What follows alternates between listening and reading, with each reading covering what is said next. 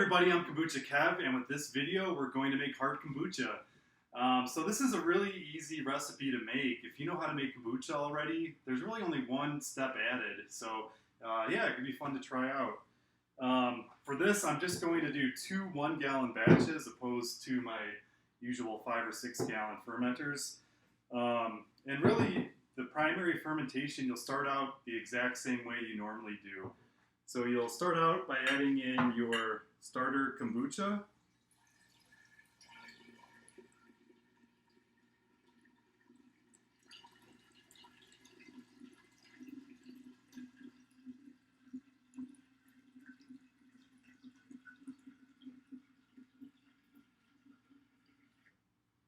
Alright, so there's a pretty good amount of starter I pulled from a Scobie hotel.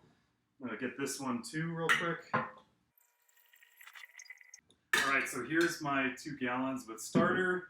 I always like to use a little bit of Scobie, so I'm going to just cut a little bit off of this one I have in here already. This is my Scobie hotel. So I'll do a little section for that one, and then one for that.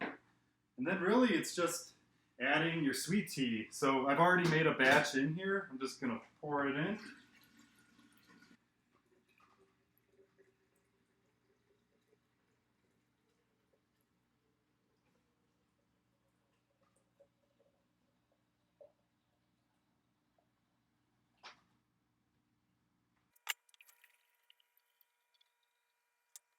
Alright, so there is our tea with the starter kombucha and our Scobie. I'm just going to cover these up. And I have these lids with a hole in them, so I put that on top so nothing can get in.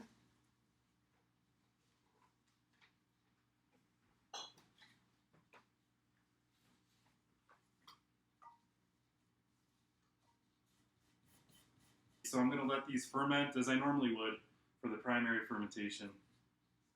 Alright, so I have my batches of kombucha ready.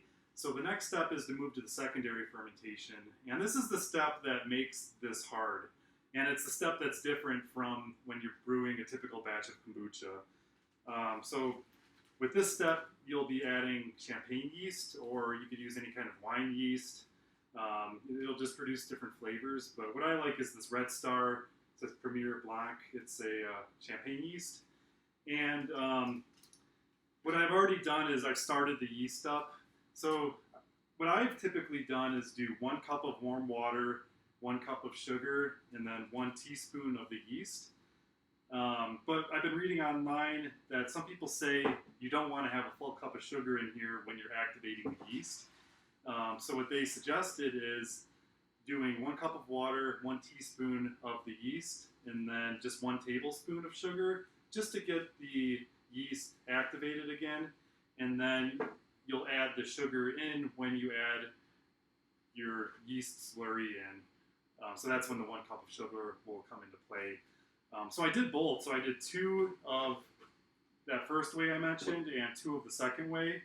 And actually I was surprised that the second way is bubbling more than the first. So I would have thought the extra sugar in there would be good to get it started, but the batch where I only had 1 tablespoon of sugar, it's actually a lot foamier. I think I'm going to give this a try then, and maybe this group was right. This is the step where most people run into problems. I think some batches of yeast don't activate like they should. So like I just pointed out, you know, using less sugar when you're just hydrating this yeast again actually looks like it got it more active. So, you know, that variable affected it. You know, sometimes I think these packets, you know, maybe they're old or some reason they just don't activate right. So that's where I try to do multiple at a time, and then I'll use whatever's foaming the best. So I think that's the first challenge. I think secondly, a lot of people use kombucha that's too strong. So if your kombucha is almost like a vinegar, your yeast is going to have a hard time really eating the sugar and living in that environment, which I'm a little bit concerned with this batch. I let this kombucha go a little longer than I should have. It's already kind of tart, so There's a risk it might not take, but here we are. I'm going to give it a shot anyway. So, like I said, I have this yeast already ready and going. I'm just going to open these up now. And with this, you'll take out your scobies. So I'm just going to throw them in here. I'll throw them in the composter.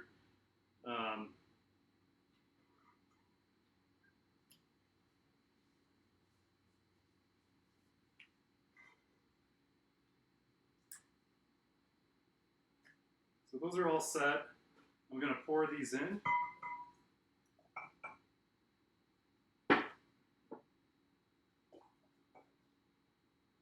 And I'm going to do 1 cup of sugar for each one.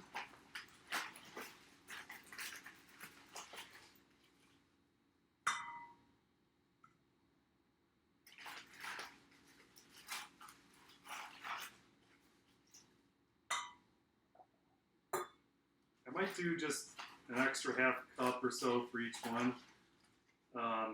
More sugar is going to make it stronger. And like I said, my batch is already a little tart. So I'm hoping maybe this will balance it out a little bit too. Then I'm just going to give it a stir. And then you just top it off with your airlock. So I have these lids that'll screw right on. And I have some Star San liquid in this airlock here. So I'll just put this right on. Sealed off the air. Any of that CO2 or, as you get bubbling from the yeast eating the sugar, it'll come up and through the airlock. But it'll prevent air from getting into the mixture.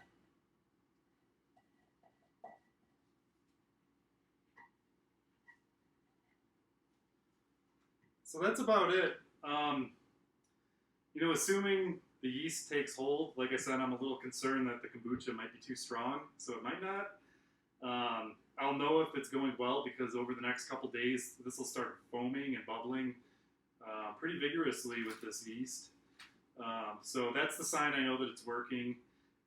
I'm just going to put these near heat pads so that it'll help kind of speed up that process. But if it does take, it should be about 2 weeks of that secondary fermentation, and then I'll move into the next step.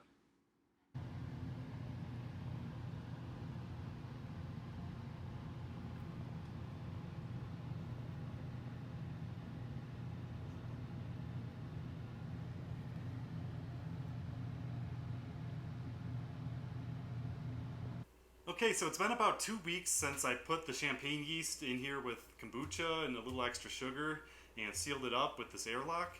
The fermentation has really slowed down pretty much to a halt, so I don't really see any more air coming through this lock, I don't see any more CO2 coming through the lock anymore, so that's how I know that most of the sugar has probably been eaten up and it's done fermenting. So now I'm going to move over to bottling, which is basically our third fermentation.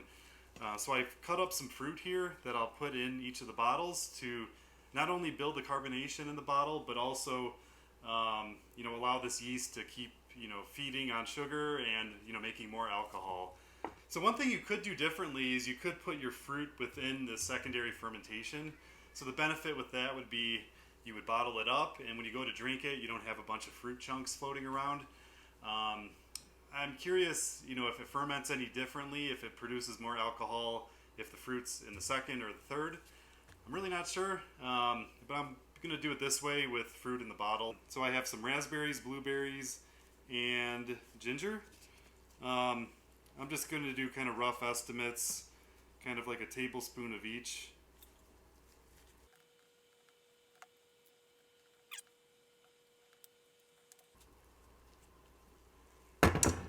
Alright, then I'm going to take my funnel, I'm going to open up this secondary fermentation and pour it in.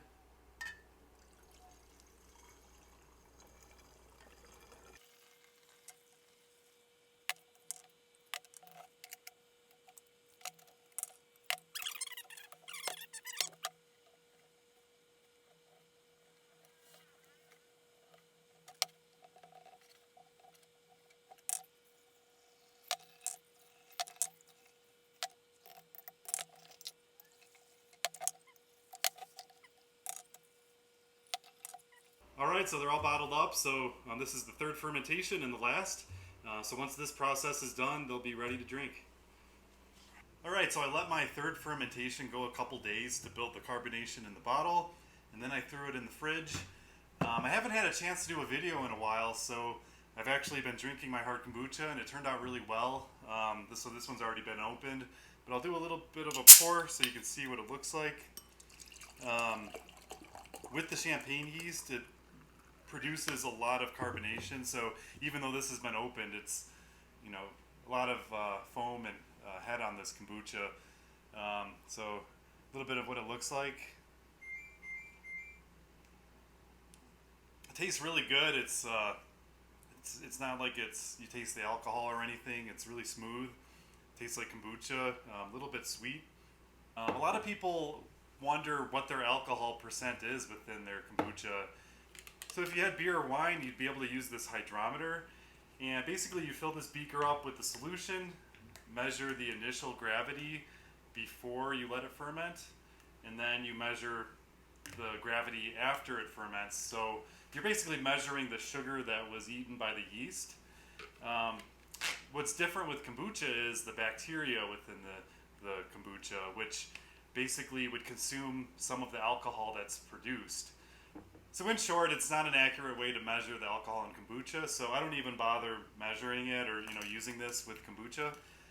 I just go by taste. If it tastes good, I'll drink it. I think this probably netted out, maybe like the alcohol of a beer, maybe like 4-5%.